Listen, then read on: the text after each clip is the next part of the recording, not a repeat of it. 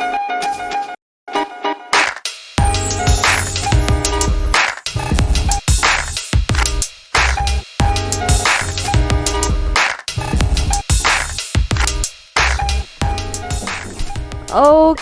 hello and welcome back to Barbell Radio. This week I'll be bringing you an English episode. I'm connected with Australian 52 kilo powerlifting athlete. She's 2018 Australian national champion in the 52 kilo weight class, and she has also competed in World Classic Powerlifting Championships in 2019.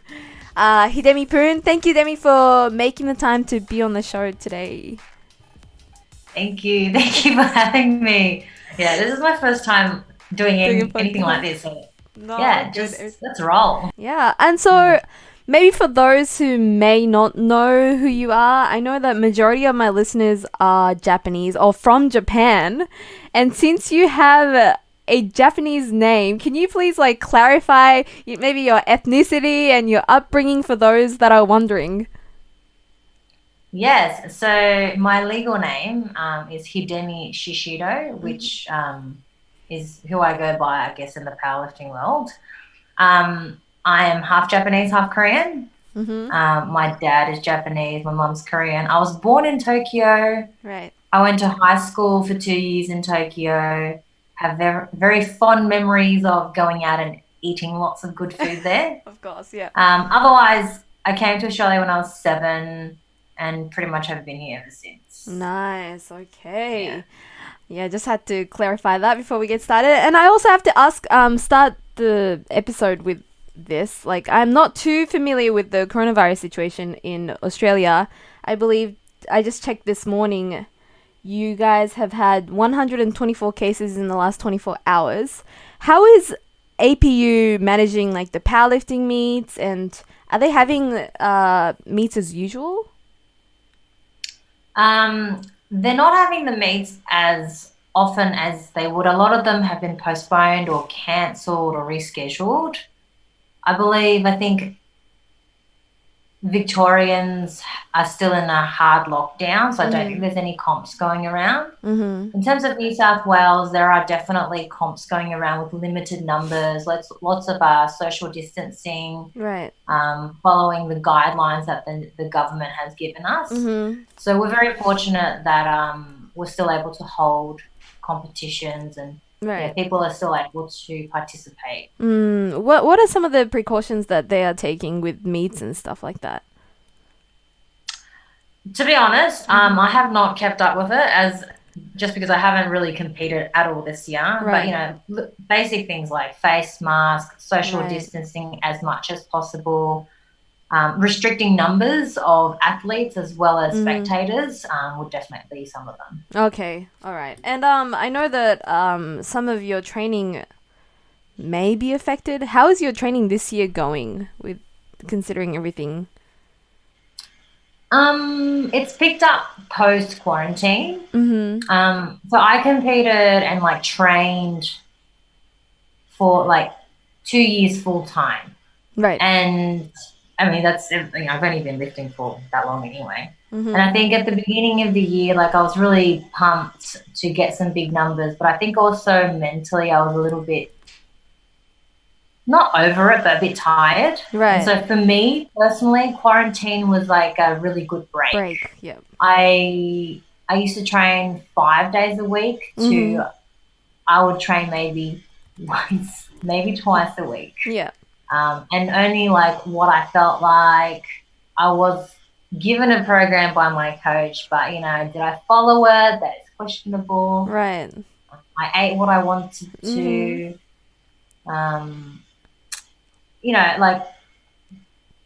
Have I been on track during quarantine? No, but I think my body felt good for it. Yeah. And then once the restrictions lifted and the gyms opened up, I was ready to get back into it, and it's taken a little while to build back up. But in terms of where I am now, I think I'm pretty happy with where I am, considering I had a good 3 months off, and we were prepping for nationals in October, but it looks like it's cancelled. It is cancelled. Oh, okay.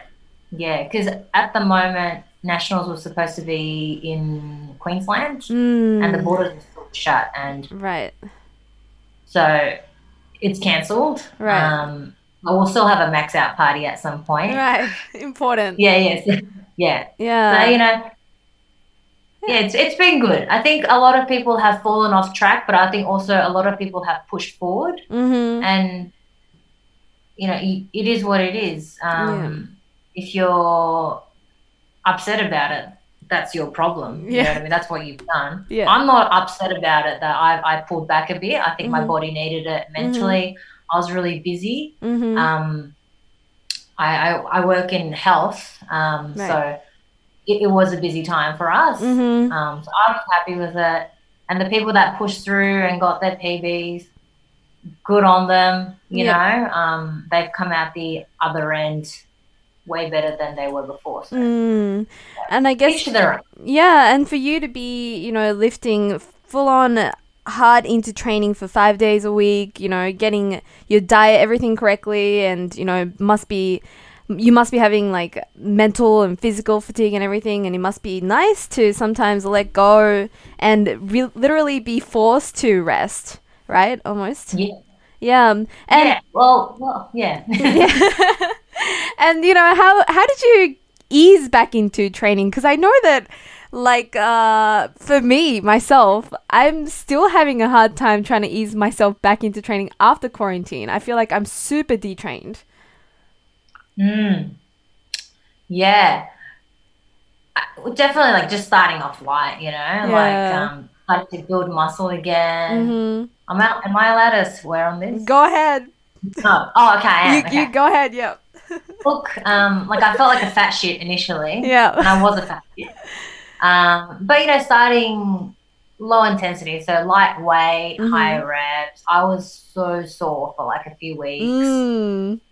Yeah, but that's how you begin. I think when you're detrained, it's easy to feel unmotivated, like, oh, I'm so weak. Yeah. But you just have to keep building on it. And I think that's one of the biggest things that this sport has taught me over the last few years, because I'm such a all in or all out kind of person. Like, Right. if it doesn't work, fuck it. I give up. I hate this, you know. But this sport is about playing the long game. Right. And just build and build, literally brick by brick. Yeah. Because if you just try and push too hard, you're either going to break under the pressure, or you're just going to hate it because you suck. Yeah. You need that right kind of balance, right, of controlling your emotion and being somewhat detached to your numbers and your performance and your past results. That's it, but still having that passion and patience to stick with the sport. I think that's really important. So I know that as you said, Nationals is cancelled in October. What is your next meet? Do you have anything in mind, or are you just going along with whatever? Competition wise? Yes.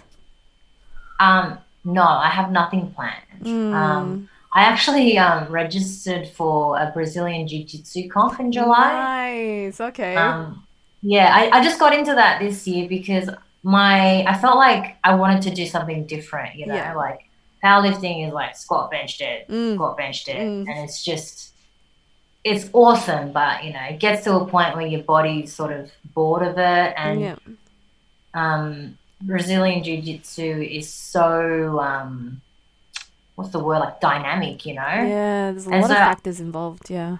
Yeah, it's so good, I love it, and registered for a comp, it got cancelled. Oh.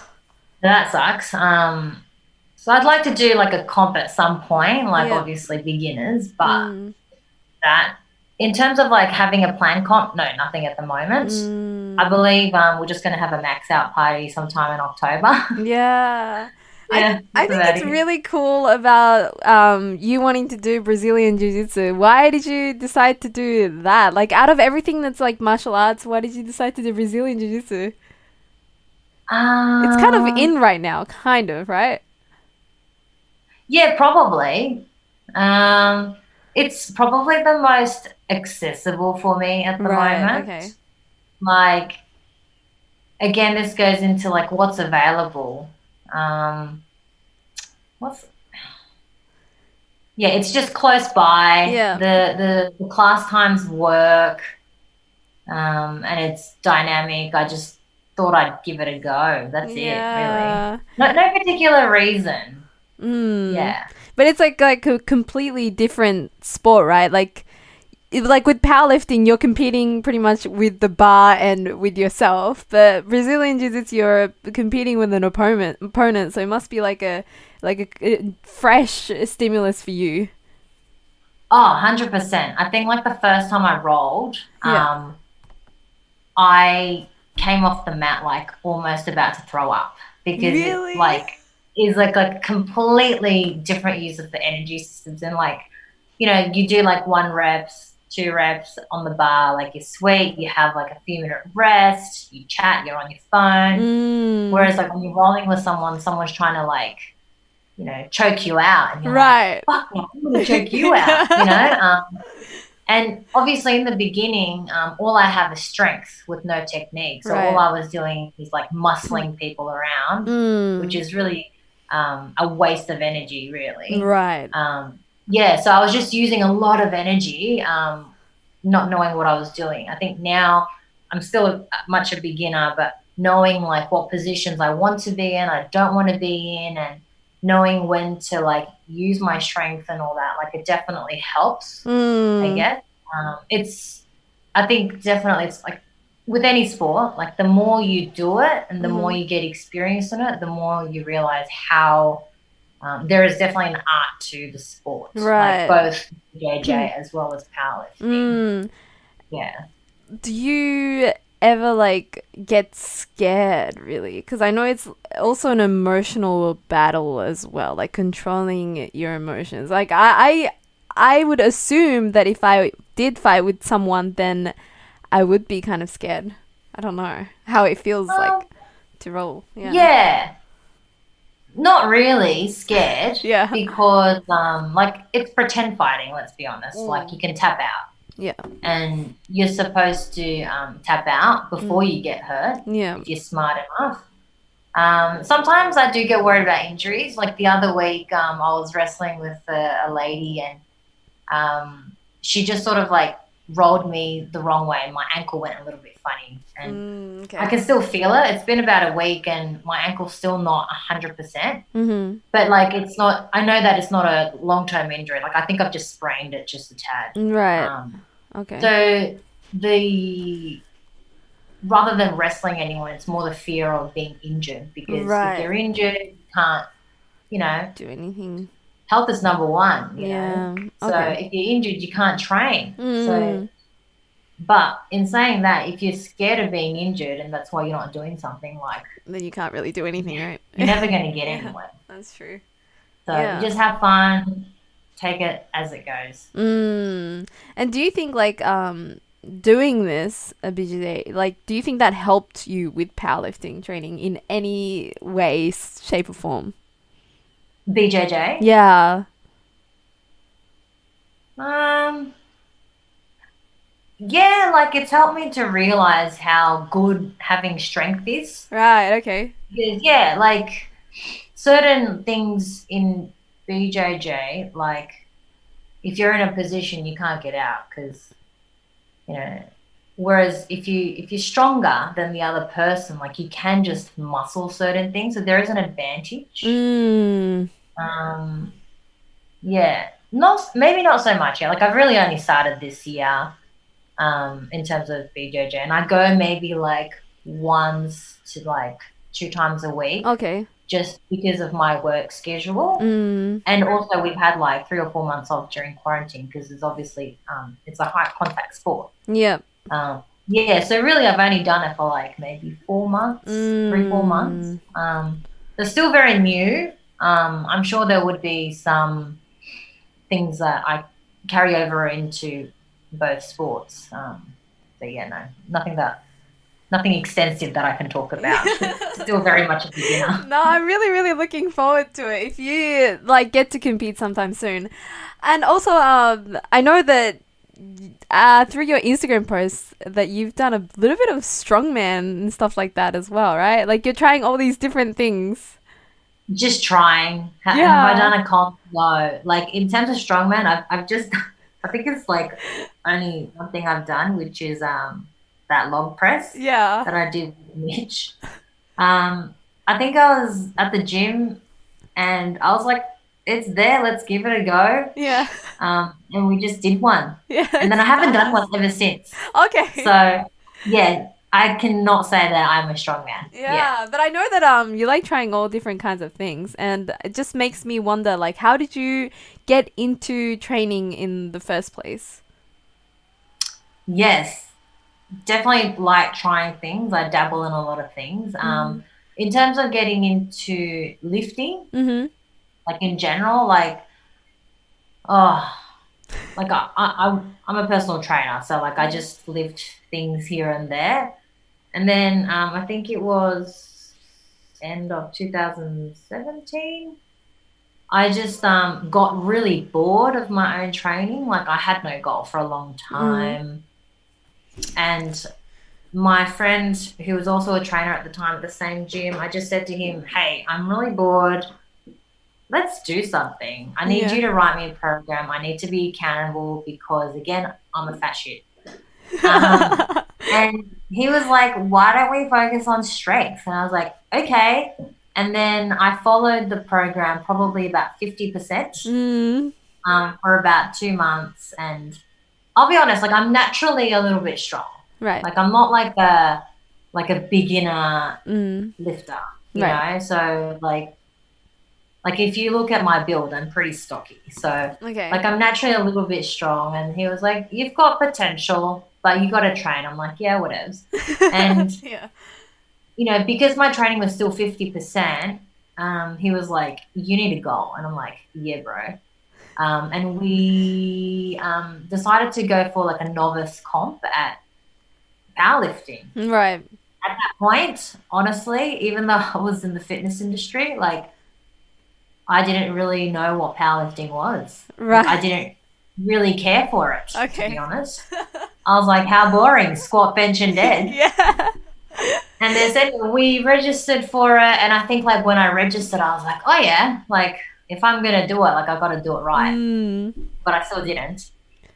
We went, I literally, my very first comp was the Adonis novice comp at Campbelltown, I think beginning of 2018, January.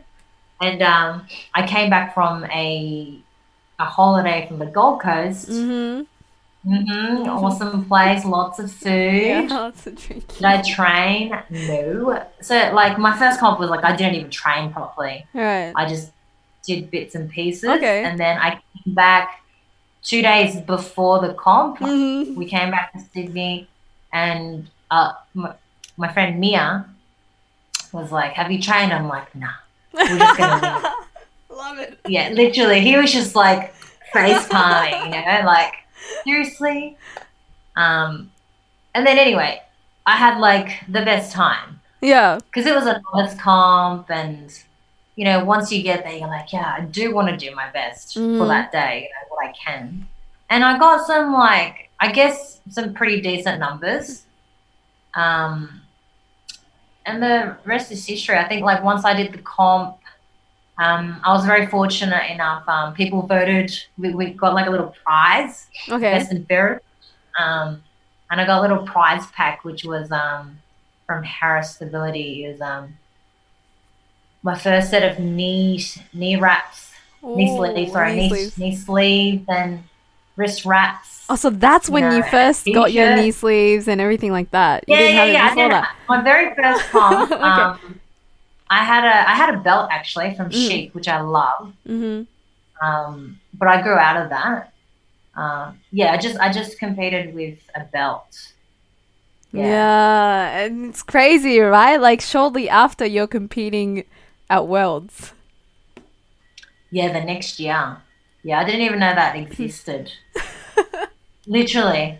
Like, it was just like a whole new world sort of opened up. And so after my first comp, I did another novice comp. Yep. Just to see. And then I enjoyed it. And I increased my total. And then from there, it just sort of like rolled onto states, nationals. And then again, it was just like really good timing, you know. Everything just sort of rolled and happened for me. Yeah, it was just very fortunate. It was just good timing, I have to say. What was like your first meet numbers like?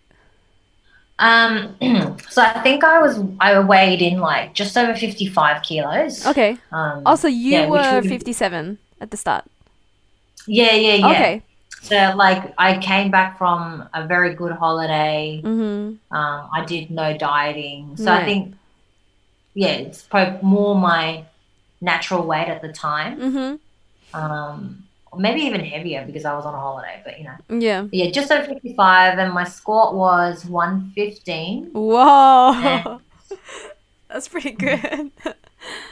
It was okay. Considering you didn't train or... No, honestly, like I look back and it's a bit cringe. Like I did nothing. Nothing useful. And my bench was 50. Okay. And my deadlift was also 115. And those numbers, like, I know that of course they're like going up usually, like right now even, but have you ever like plateaued or anything like that, or is everything is still moving pretty good? 100%. Like I feel like my squat's pretty consistent. My strongest lift is definitely the squat. My squat has been consistent. They've always felt pretty good. My bench, I had a massive plateau. Like honestly, if you look at my numbers, like 50 didn't move for about a year, and it was just technique. Okay. I've never worked upper body prior to lifting, like properly, you know.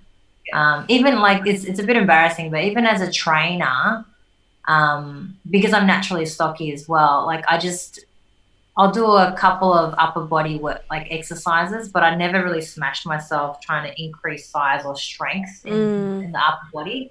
It's never something I've done. So I've really only started training upper body properly in the last 2 years. Right. But on top of that, it was just 50 was so easy, but I couldn't get 52 and a half. It was just It was just, you know, like a like I don't even mental have to thing warm up. too. I can do it. Yeah, okay.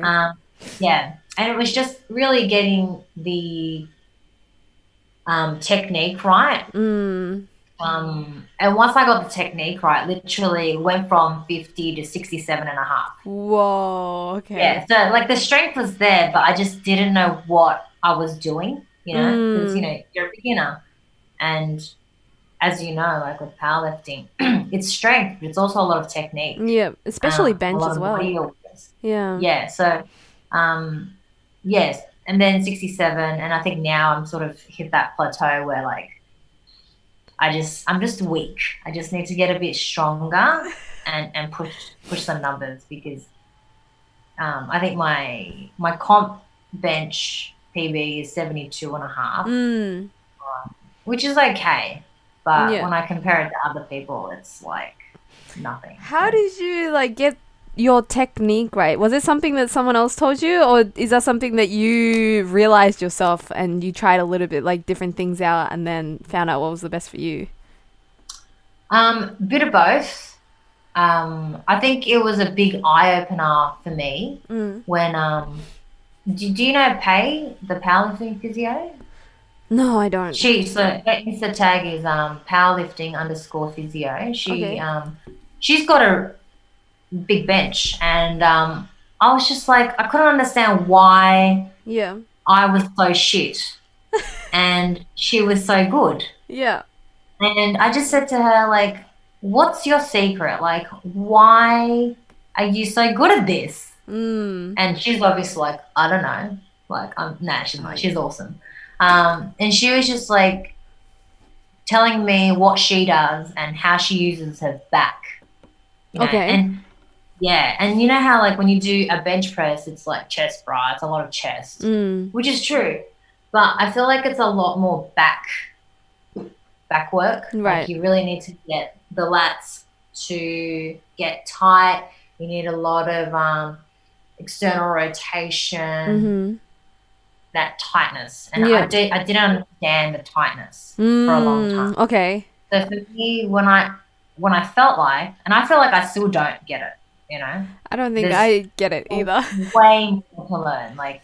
Yeah. But when I first felt like I understood the concept of tightness through the back and why you actually arch instead of making it look nice, like why you actually arch. Right. Yeah, it was just much, much easier.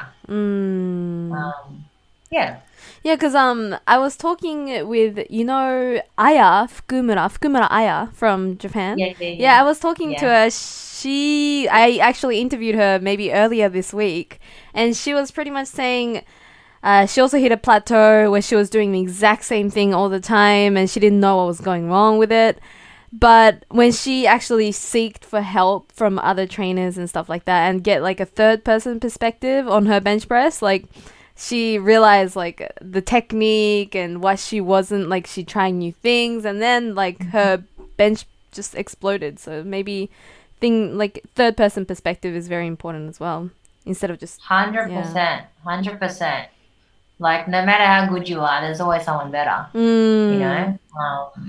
and to pick up on things, and it's, you don't have to change your whole technique because someone tells you to, but you just have to make it your own. You just got to tweak things because everyone's body is different, like Aya-san, for example, has like a massive arch, like her range of motion's tiny, which is awesome, but again, someone who doesn't have that kind of arch, would struggle with doing her technique, for example, so you just got to ask around, give things a go, and see what works for you at the end of the day.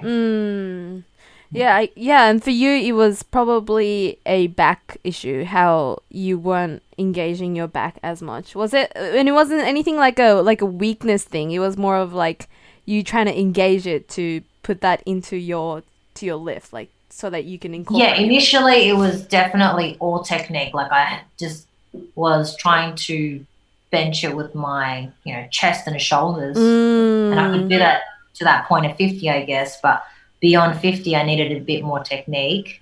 And then now, that tightness is a bit more natural, however, now it's probably more of a strength issue where I'm just weak. Definitely not weak. But I just need to get stronger. But imagine, like, how many people that you could benefit with that, because I know that people have no idea why their bench isn't growing. Like, maybe a single, realization like that could really, like, boost your bench. And I think it could 100%. Yeah. 100%. Yeah, and you got to be open to constructive criticism. Yeah, and a lot of people aren't, right? Yeah, and that's fine. If you want to be shit, be shit. Yeah. Like, I feel like in the powerlifting community, like, because it's like, I think it's an Instagram thing. Everyone's a friggin' Insta fitness model. Yeah. So no one's open to anything. Yeah, just do you, I guess, Yeah. It's definitely good to have your eyes open and be accepting of new ideas, or else you probably won't. Ask around. And it's not always people that are better than you that can give you advice as well. People might not lift as much as you, but you can definitely learn from them in terms of how they think and how they look at things, and learn from that too. It's not, you want to stress that a lot. It's not just from your coach, not just from people that lift more better than you. Yeah. Learn from the community, because we can all learn from each other. Definitely. Yeah, I think that's a really, really important message. And also with your deadlift, how is that going? Like, have you hit a plateau or anything, or is it going pretty smooth? Deadlifts are always very challenging. Again, it's one of my very frustrating lifts. Yeah. Because I see people who have, their squats aren't as big, but then their deadlift is like 50 kilos, 60 kilos heavier than their squat. And I just, again, I can't understand why my deadlift isn't as big as other people's, And it comes down to, again, 100% technique. Right. And just fucking weak. Let's be honest. Like, people are so focused on, like, oh, this technique, this angle, and thinner shoes, grippy shoes, my belt, all definitely will add up to some point. But at the end of the day, if you can't lift it, you're fucking weak. That is true. So I initially started off conventional and slowly moved on to sumos now. And I definitely feel sumos are easier than conventionals. However, it is a bit of a struggle street. Like my PBs have been going up. On comp day, it always feels good for some reason. But during training, it is quite difficult. I have to really psych myself up for deadlifts because I know that it's not my best and stuff like that. Yeah. I was thinking about it this morning actually. I'm pretty I had a squat session and I felt really good. And I was coming home like, yeah, that was awesome. And I was like, you know what? I don't go into my deadlift and bench sessions the way I go into my squat sessions. Like with squats, I'm really excited to do it, and I'm like, fuck yeah, like this is the number that I want to hit today. Yeah. And I go in there like fucking pumped, Whereas like with bench and dead, like I'll go in like, oh, okay, this is the numbers that I would like to hit today. I hope it feels good. I'm going to do my best. I'm going to do all my little warm-ups, which I don't. But, I'm going to try my best. Yeah. Like I'm more softer going into it. And then I go in there and I'm like, oh, that's fucking hard. Do you think do you feel that way about squats because it's your strongest lift? Yeah, probably. Yeah, I would have to say so. Yeah. But like with squats, I'm like running into. I'm like, fuck yeah, I'm gonna smash this. Yeah. I'm gonna make you my. Whereas with bench and deads, I'm definitely more like, hello, I'm here. I'm gonna move this. Definitely a lot softer. Yeah, and it's something that it's always obvious in hindsight, but it's something that I sort of realized today that I really need to walk into the bench and dead sessions like a bit more like aggressively. Maybe change my attitude as well. Going in aggressively, being like, I'm going to do everything perfect, or more mentally there. Yeah, like excited to lift. Right.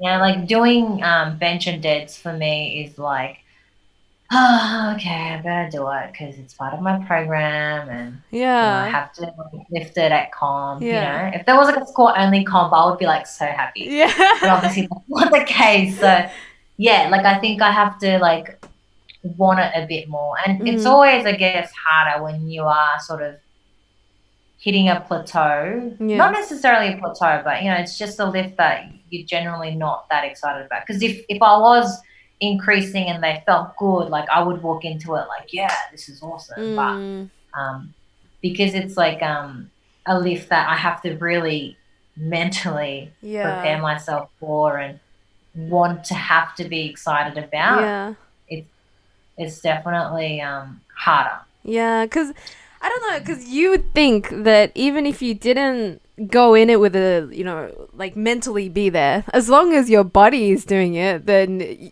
like maybe people will think that it doesn't make much of a difference, like whether you're mentally into it or not.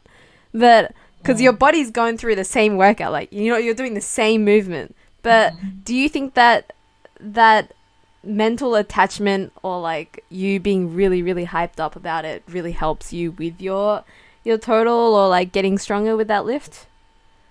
Oh yeah, 100%. I think like how you feel in your head is so important. But then like you have to, I think you said before, like you have to control your emotions, because sometimes you walk in like so pumped and then you have the shittest session of your life. Yeah. You're like, what happened? Like everything felt so good. And it just was like, when you walk out like, that was shit, And sometimes you walk in there like, oh, I'm so tired.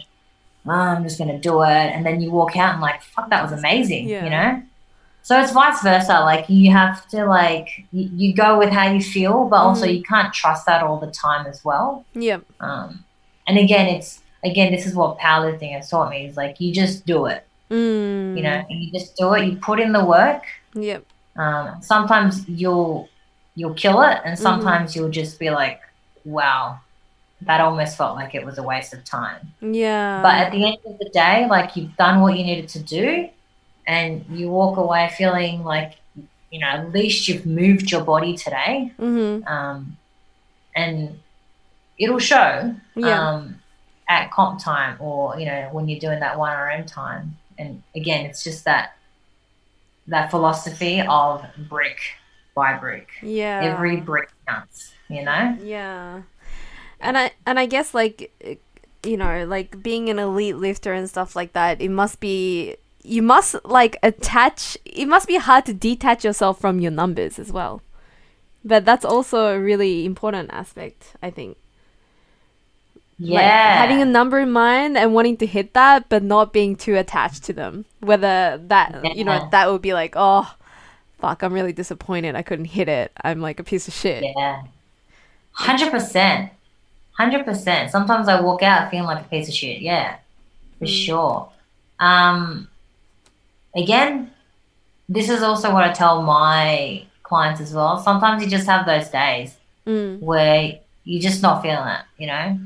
And it could be due to like fatigue. You know, I think for a female, let's be honest, like you go through that monthly period, you're just feeling like shit, you know? It could be that. It could be something else going on in your life.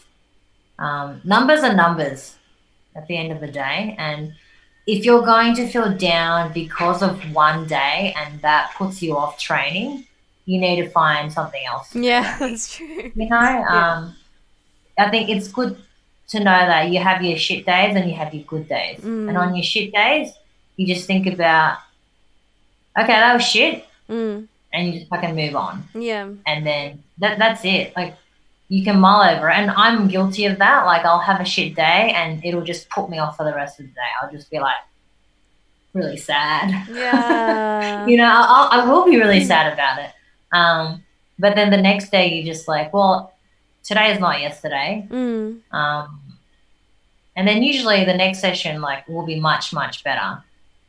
You know, it's just one of those things. You can't expect to build every single day, and otherwise everyone will be so strong. Just imagine the number of hours we put into this, you know, like each training session is a long time. So expect to have shit days, and when you do, you just get over it, really. Yeah. And it's hard because there must be a lot of factors involved, not just because maybe you're tired or something like that. There's probably a lot of things involved. And sometimes like not knowing why you're having a shit day is also very frustrating too. But it's just how it is, right? It is what it is. 100%. Yeah. Like you can sit there and analyze all you want why that session was shit, but like let's face it, it was shit. Full stop. Yeah.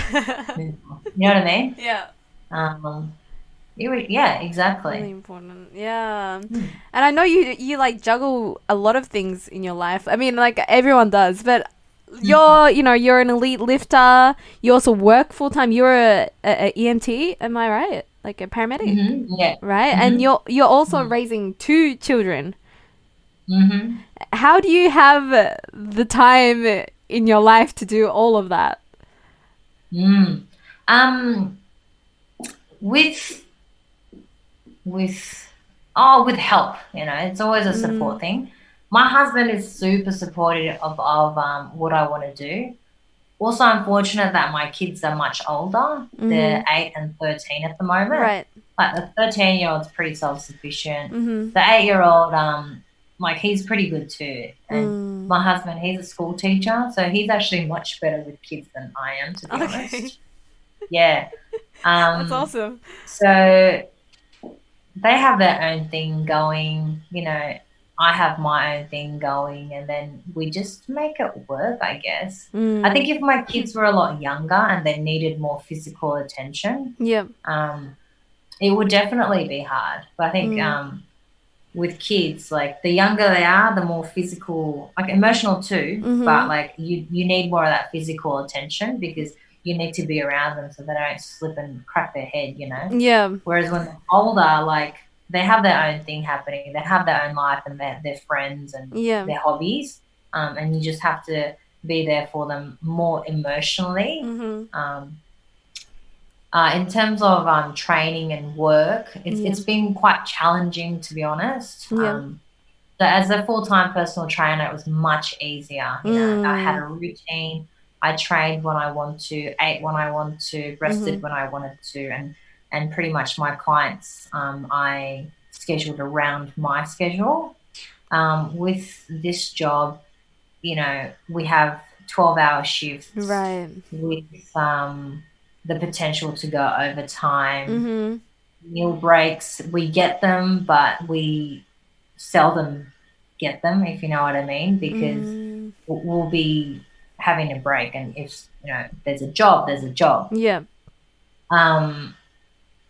So it's definitely challenging, like physically and mentally, trying to fit training around it. Again, before it was like a 7-day program where I would train for 5 days. Yep.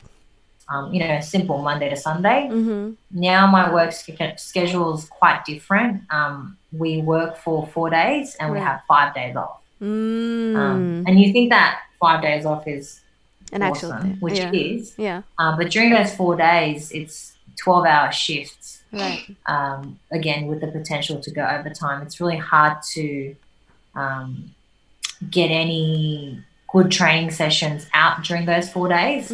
So I've spoken with my coach, Amir from Adonis, that rather than a 7-day program, I need a 9-day program that, you know, from that 4 days on, 5 days off. Yeah. And we work around that. So it's a bit different now. My workload in those 4 days, like my training workload, is a lot less. And then during the 5 days that I have off is when I'll have my more high intensity training days. Right. So you still train all throughout the week and stuff like that? Yeah, definitely. I try and do as much as I can. Yeah. And, you know, quite easily, like I'll miss a day because I'm just too buggered. And if that's the case, like I'll make up for it on the days off. Like I'll try and keep up with it as much as I can. But again, the main thing is communication with your coach, which I personally am not that good at. Like I will do my own thing, and it's only when I'm feeling really good or like I'm feeling really shit, I'll send a message to Amir and be like, and you know we'll have a chat about it. Yeah. But that's just me, you know. Some people really need that daily interaction with their coach, and update and feedback. Yeah. For them to like be motivated. For me, I don't necessarily need that daily contact with my coach to stay motivated. If anything, like I feel like micromanaged, if you know what I mean. If I had someone who was on my back all the time, like because I'm sort of like that personality. Like if someone forces me to do something, I'll be like, everything I do because I want to do. Yeah. So, you know, it works well. Like he's like every now and then he'll be like, hey, I haven't heard from you in like 2 weeks. How's it going? And I'm like, oh yeah, fine, sweet. You know? Yeah. And he's like, you need to like set up weekly meetings like on Zoom. And I'm like, okay. And then like we'll chat for like 10 minutes. But yeah, you know what they say, no news is good news. So I'm just one of those people, like I'll do what I want to do and I'll keep them updated when I need to. Yeah, and your training schedule and everything like that is probably like not like ideal, right, when other people look at it, but you make it work for yourself. Like you shape training to suit your schedule, and that's why it works, right? 100%. Yeah, it's got to work for you, you know. Yeah. Okay, definitely. And I also talked to Aya about a masters athlete who's gone pregnancy and then have still been into powerlifting. And has your body changed a lot? I don't know, maybe people can take a message from this or like important information out of this. Like, have your body changed after pregnancy? And like, do you think that powerlifting is something that you can recommend for people who after you gave birth or something? Yeah, 100%. Like, it's been a while since Yeah. I've been pregnant. Like, at least like 9 years now. I was very young when I had my first child, my daughter. I was not a trainer at that point. I did no training. And recovery was quite hard. I had 2 C-sections. Okay. Yeah. Recovery was pretty long, probably because like I didn't train, I didn't move. I was like the typical person who didn't train at all. Yeah. Whereas with my son, like I trained very early on, and then the recovery was much easier. Right. So like I didn't do powerlifting before, during, or after like pregnancy, if that makes sense. Yeah. Because I only really got into it in the last 2 years. Would I recommend it?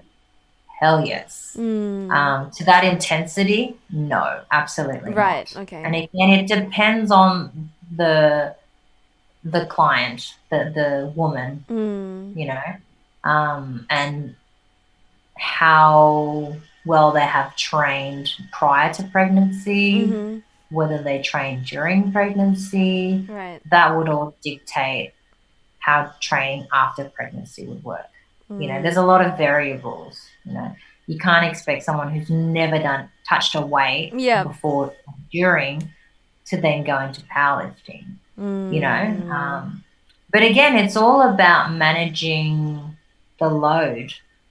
Right. I think with pregnancy, there's so many changes that happen to your body, and it's about rebuilding all your muscles from the inside. Because Right. whether you've had a natural birth or a very traumatic C-section where they've cut through layers and layers of muscle and tissue, you've got to build back that integrity. You know, that because it's just loose or damaged. You know, it's just what it is. And there's plenty of mums who lift huge numbers. Yep. So looking at that, definitely you should train.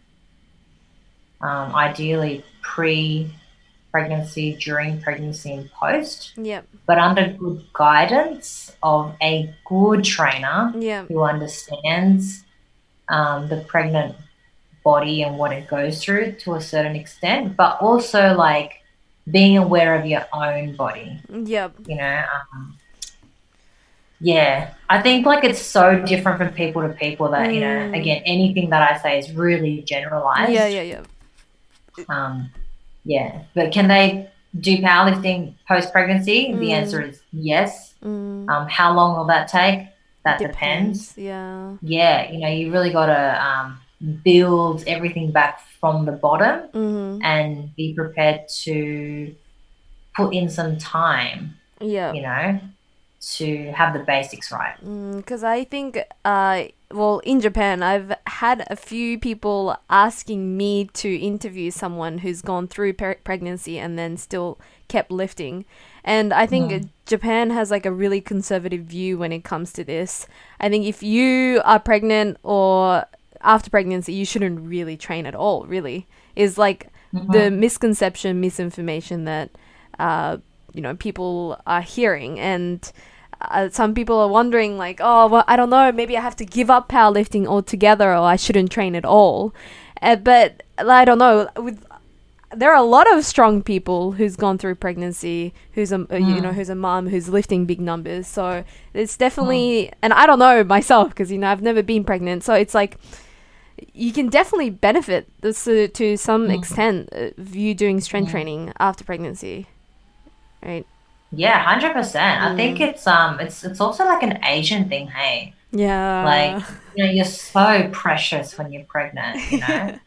And there are definitely circumstances where like the doctor's like, no, you need bed rest, you know. If you do have complications or you have a high risk pregnancy, then yeah, definitely you should either really, really cut back on your training or not train at all. Again, very individualized, you know, complications, high risk, there's a lot of factors involved. Right. But if you don't have any of those and you're pretty healthy, you don't have any complications, the doctor's like, you're doing good, the baby's growing, there's no reason to continue training. Yeah. You know?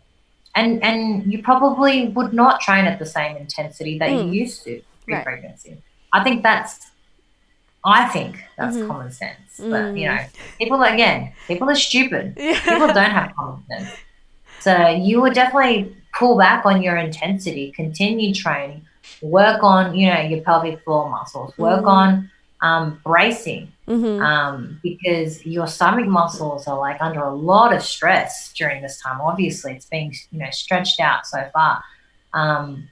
And, you know, if you've been training at a pretty good level pre-pregnancy, like there's no reason why you can't train at that similar, like pulled back with similar intensity, like during your pregnancy. And again, listening to your body, like if you feel like you've come out of that thrashed, right, then you probably should pull back a little bit more, you know?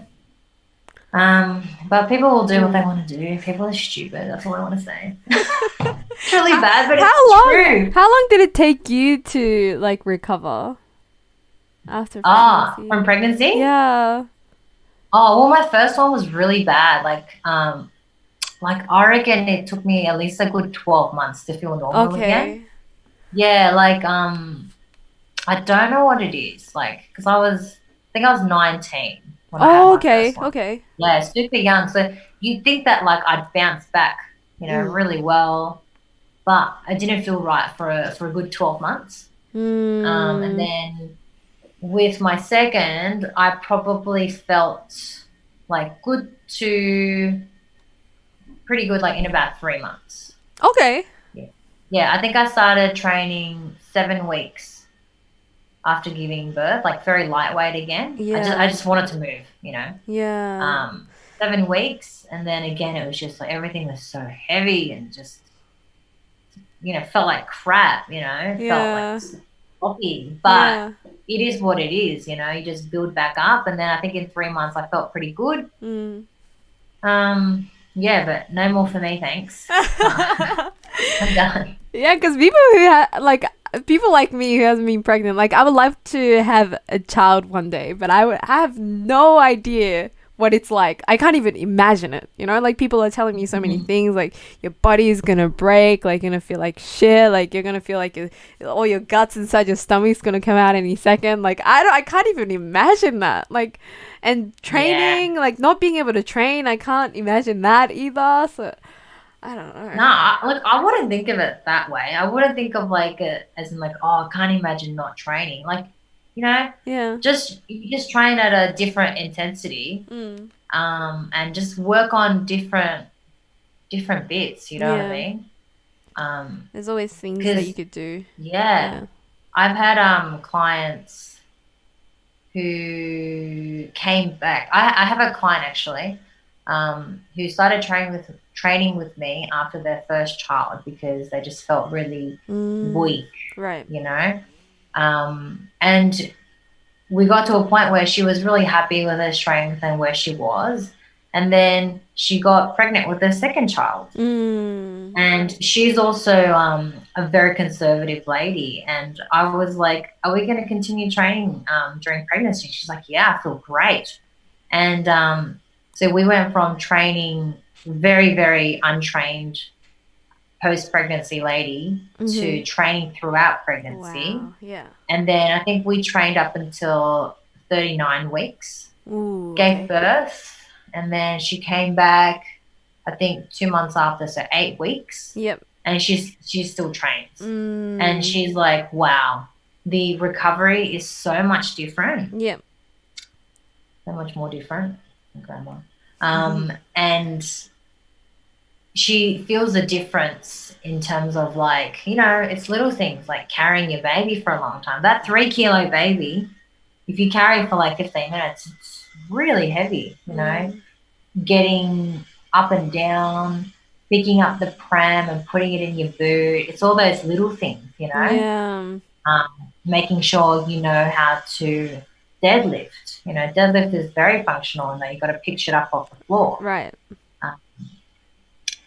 So a lot of my clients who were pregnant see huge benefits in training before, during, and post pregnancy. Highly recommend it. Yeah, so maybe some of the listeners who are maybe wondering about this, what are some exercises that you recommend or don't recommend after pregnancy? After pregnancy? I would probably recommend everything. I don't like after pregnancy. There's nothing you can't do as long as your body is ready for it. Which is like very vague. Again, it's so generalized. Hey, but unless you have had complications where you the doctors recommended you not to train. Simple exercises like the Kegel muscle exercise, like something you can start doing as soon as you give birth. And then building that back up, learning how to brace when you lift, simple things like squats, deadlifts, lunges, and now that you're not pregnant anymore, like rotational exercises can come back in. Right. Because you're never going to be in that sort of straight position, You're going to be holding a baby in your arm, twisting to stir the soup and pick stuff up. It's true. Like your body's going to go through all these different motions. I wouldn't say there's any exercises that you shouldn't do as long as your body can handle it. Right. And again, I think it depends on the client. Some people just love pushing themselves to the point that they break. And with those people, it's really important for the trainer to identify that this person doesn't have that break, and you have to put it on, because you tell them you're going to deadlift 50 kilos. This is your first session back after your birth 6 weeks ago. That's a stupid trainer, So ideally, like the trainer should, recognize that this person, like how much exertion they need and put the brakes on if you need to and be like, yep, that's cool. We're just going to build up real slow. Yep. And just being with I feel like pregnancy is such a vague, it's a very gray area because everyone's so different. And everyone's pregnancy, their birth, their training age is so different that you just have to have a real individualized approach to it. Right. But general rule is, yes, you should train. Yeah, and having a good, trusting personal trainer or someone, like that. Yeah, that would definitely help, for sure. Okay, so just reeling the conversation a little bit back, I know that being athlete in this sport is like, it's not just a hobby, but it becomes almost like a lifestyle. And I know that powerlifting like has taught me a lot of things, like, about like dedication and patience and, controlling my emotions and stuff like that. And I know this is like a very open question, but what has powerlifting taught you, like maybe as a person, and maybe how that affected how you raise your children? What has it taught me? I think the main thing it has taught me is just to chip at things, like, again, I always say this, but the whole analogy of building things brick by brick. Because my personality is all or nothing. I will give it my all, and if it's like not something that I want to do, I just won't bother. But you're bound to hit plateaus where you just don't. You feel like you're going backwards as well.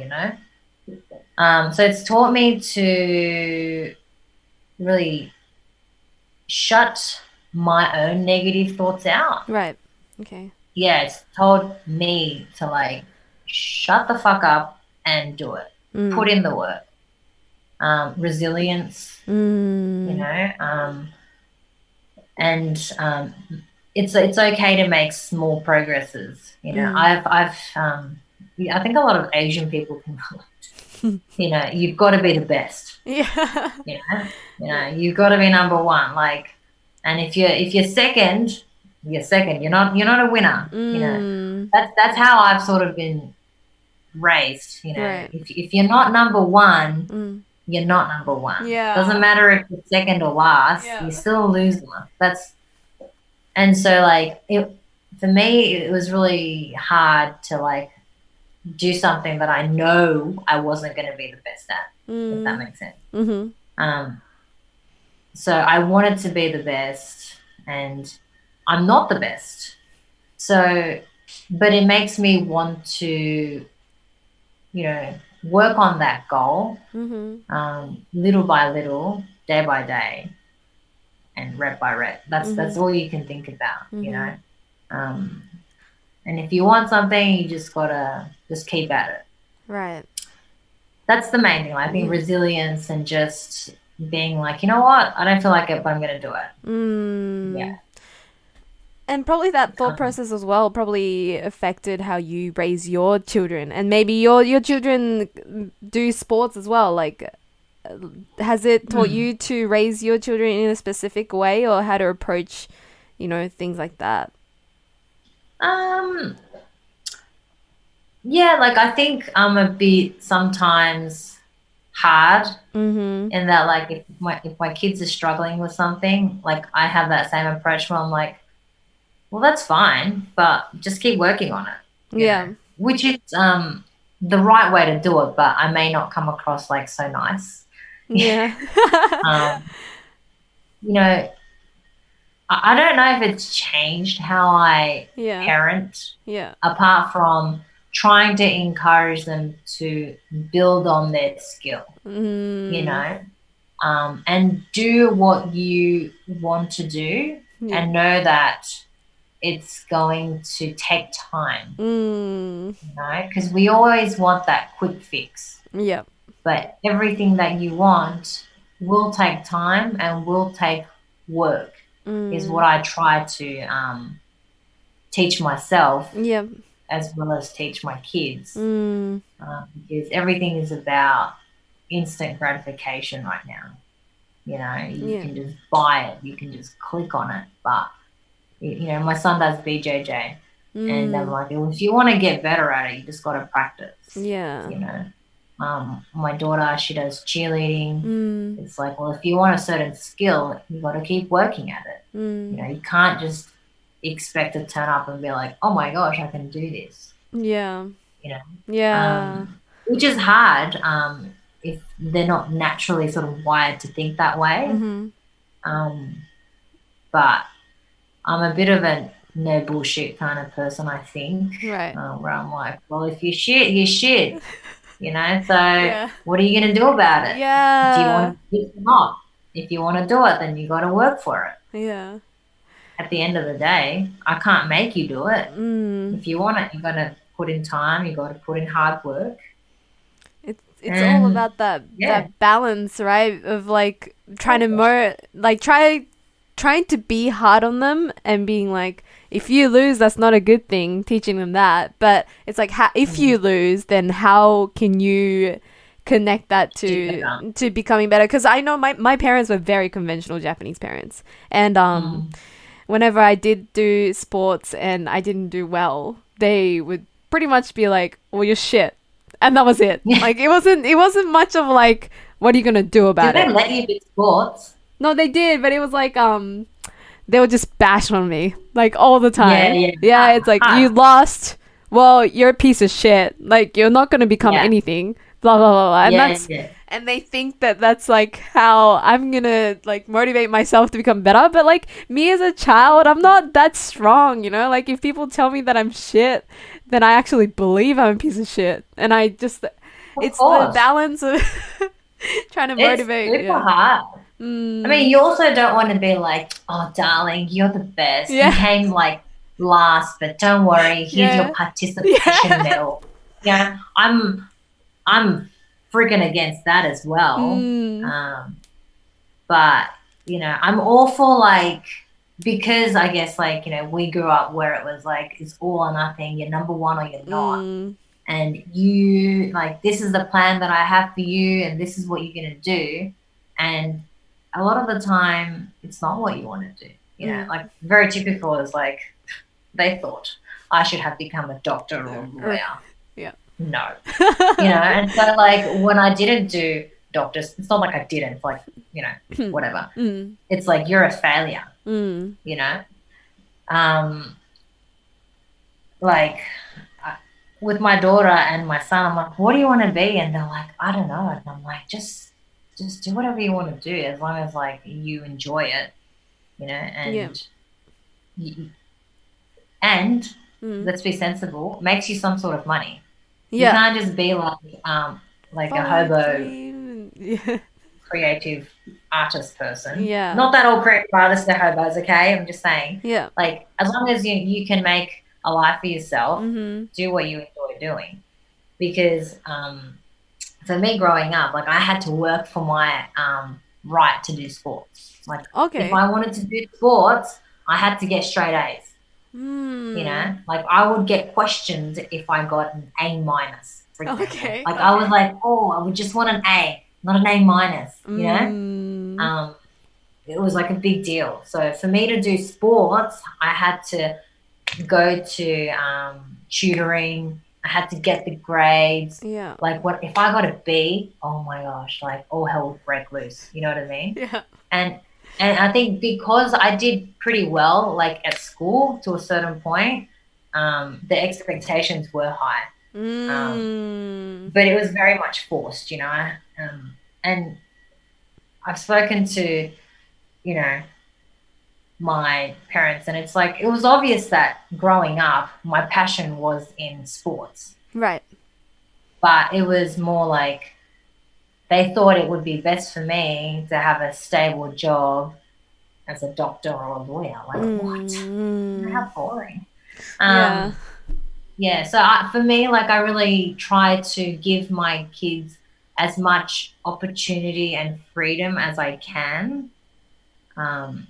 Because, I mean, what's the point of, like, A's and B's and good grades if that's not what you want to do? So, like,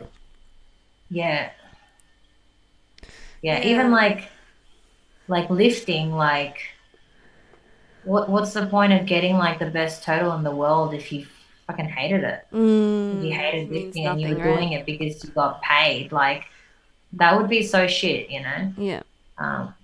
So I really admire people that just love small wins. You know? I feel like, like I really envy people who are so happy about celebrating small wins, because I'm not used to that. I'm only used to being celebrated for being the best. Right. You know what I mean, Being Asian is hard. Yeah, far out. Asian parenting, right? Hashtag Asian parenting. It's so for me, I think maybe it's taught me to celebrate small wins. Right. Because those small wins will ultimately add up to, you know, bigger wins. You know? So with my kids, I hope that I'm able to do that for them.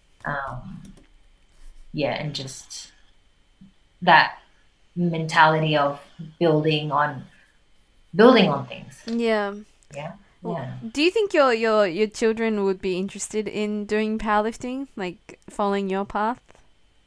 So my daughter competed last year. Okay. I think I saw the squat. She did pretty good. I think she weighed in like something like 39 kilos or something. Wow. I think she was just 13. She did pretty well. I can't remember her numbers, to be honest. But she did really well. And I think for her it was a really good, for both of us, it was really good to bond over those little PBs during training and support and stuff like that. And she still wants to lift, but I think for her main sport right now, like she really enjoys cheerleading at the moment. Again, you know, I used to do cheerleading in Japan. And so she loves it, you know, because it's dance, it's gymnastics. It's a very, very very hard sport that people don't give them enough credit for, you know. Yep. So she's really into that at the moment. My son, he, like, if we take him to the gym, he'll be like, you know, trying to lift, squat and stuff like that. Yeah. But he hasn't said anything. We're trying to get him into a bit more BJJ at the moment. He's more into games, which just okay. Frustrating. Like, but that's another thing that you have to accept, right? Like, I don't know how 100%. I would raise my children if they play games all the time, because I want to be accepting, but then I don't know how I'd feel in that situation. Yeah. I mean, I feel like sometimes I feel bad because I make him work for it, like games. Because, you know, if he doesn't, but I think it's important for kids to stay active. Right. You know, it's not like I force him to do training 3 hours in the morning, 3 hours at night, and competition. You know, we go twice a week for an hour, you know, if that, to be honest. For me, it's just about keeping them somewhat active in this age where there's so much obesity in kids. Yeah, and I'm pretty fortunate in that, like, my kids are not in the obese range at all, and wanting they're to pretty be active. healthy. Yeah, they run around, they do their own thing, so I'm not worried in any way. But for me, like, whether it's sport or, you know, academics or their hobbies, like, I just really, I honestly just love it when people are just love something, you know. Okay. So I just want them to find something that they love, and for my son, unfortunately, like I keep saying, it's games. I hate it, you know.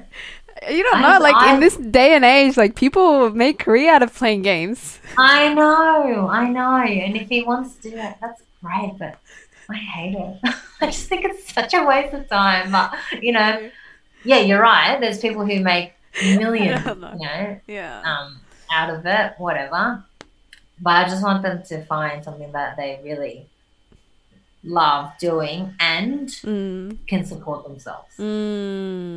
Yeah, because I just don't believe in just all passion and living at home. Yeah. I want them to live at home, but you know what I'm saying? Like, you know, you still have to be a useful person in society. Yep.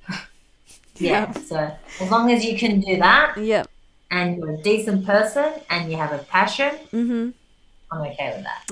Okay. Well, there we have it. I think, I don't know, people with maybe children or who's gone through pregnancy and want to keep lifting can take a lot of good message from this talk. What if people want to hear what you're, like, want to keep up to date with what you're doing and stuff like that? Where can people reach you?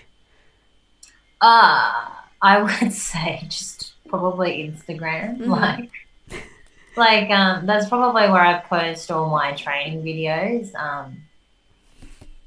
That's, I don't really have any other social accounts apart from my personal Facebook and my Instagram. What's your Instagram handle? Demi Poon, DemiPoon.